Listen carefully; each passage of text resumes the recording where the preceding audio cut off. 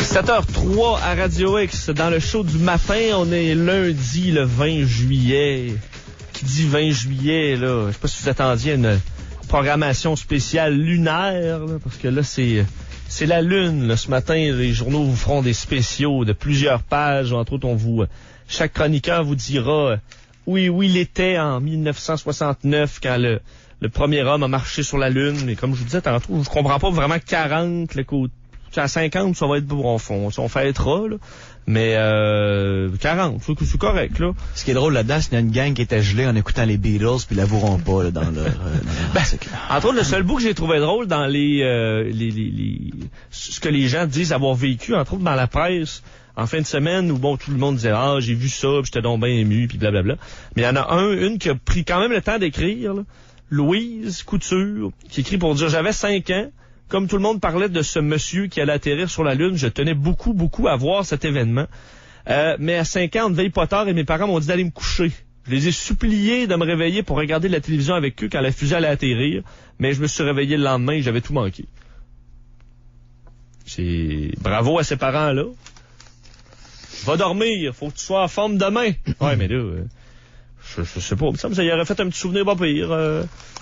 Ce serait plus souvenu de la Lune, disons, que de pas être en forme le lendemain, parce que c'est resté debout 1 heure de temps. Là. Je sais que ça arrive souvent des parents comme ça qui veulent vraiment que les enfants se couchent, là. Même s'il y a de quoi de gros, parce que je n'ai jamais vu vraiment un enfant qui était, je sais pas, tombé d'un pomme parce qu'il avait dormi 1 heure plus tard. Là. Le pire, c'est qu'en 1969, les Russes, ils lançaient de quoi dans l'espace aux 2 semaines, là? Ouais, quand tu lis le calendrier qui s'est passé cette année-là, tu vois que les Russes te remplacent ça à la coche, les Américains, mais à l'époque, ça se jasait pas beaucoup. Là, ce que les Russes faisaient, c'était comme un peu proscrit. Il y avait Sputnik qui avait fait beaucoup jaser, puis le premier, puis Gagarin, puis tout ça. Mais c'est sûr que les Américains freakaient. Veneza 6, c'était aux 2 semaines, il y avait des lancements tout le temps. Ah non, il était loin. C'est pour ça que les Américains étaient dus pour repartir donner un coup. Là. Ouais, ça, c'est notre point de vue historique là-dessus, sur la conquête de l'espace, il est excessivement biaisé. Parce que l'autre bord de l'océan, là, les autres, c'est les kings, là. Je regarde le calendrier de 69, tous les lancements russes vers l'espace, là, c'était un après l'autre, tout le temps. Pas pour rien qu'ils avaient donné un coup pour la Lune, c'est parce qu'on était dû pour faire une première, là. Mais je le disais aussi, puis ça, on en parle un peu moins, mais ceux qui sont atterris sur la Lune, après, une fois la Lune atteinte, là, la plupart ont eu ça un peu tough, là. Je lisais ce qui s'est passé avec les astronautes qui sont allés sur la Lune, entre autres Buzz Aldrin, qui a eu ça tough, là. Son retour de mission fut difficile. Après Apollo 11, il a sombré dans la dépression et l'alcoolisme, a divorcé, s'est remarié, il a divorcé une 2e fois. On dit, sobre et remarié depuis plus de 20 ans maintenant, il est le seul encore à avoir une vie publique, avec quelques désagréments, même s'il a participé entre autres à un épisode des Simpsons. Il a peu apprécié que le personnage de Buzz Lightyear dans le film d'animation Toy Story porte son prénom. Il avait même songé à Disney, mais il a dit personne ne veut se disputer avec Disney, personne ne veut faire face à ses avocats, on va perdre à coup sûr. Donc il est viré un peu fou après son retour, sombré dans l'alcoolisme et dans la dépression. Puis Neil Armstrong aussi avait eu ça tough un peu. On dit soudainement, amis et collègues nous ont regardés et traités différemment qu'ils l'auraient fait quelques mois ou années auparavant. Je ne l'ai jamais vraiment compris. Les 3 astronautes allaient faire le tour du monde, partout accueillis en héros, mais il avait mal vécu cette expérience-là. Quitté la NASA en 71 pour enseigner à l'université pour le plus jamais revu. Il a fait 2 entrevues en 40 ans. Neil Armstrong ne voulait plus entendre parler de ça pantoute.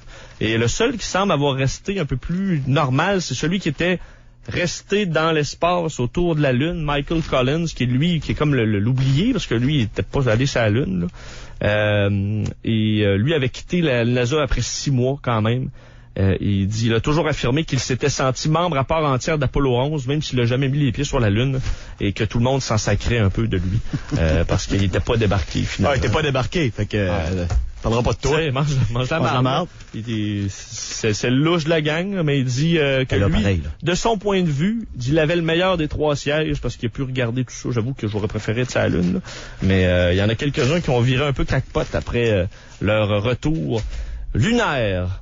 Bon, je riais de ça, j'ai fait 5 minutes. Ça fait 40 ans, donc c'est plus hot?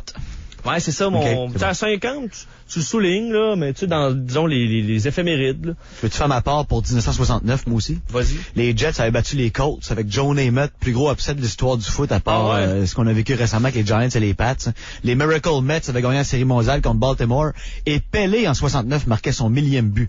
Non, ça fait 40 ans, puis on n'en parle plus pas. Hot. Non, c'est On n'en plus parle hot, ça pas. fait 40 ans.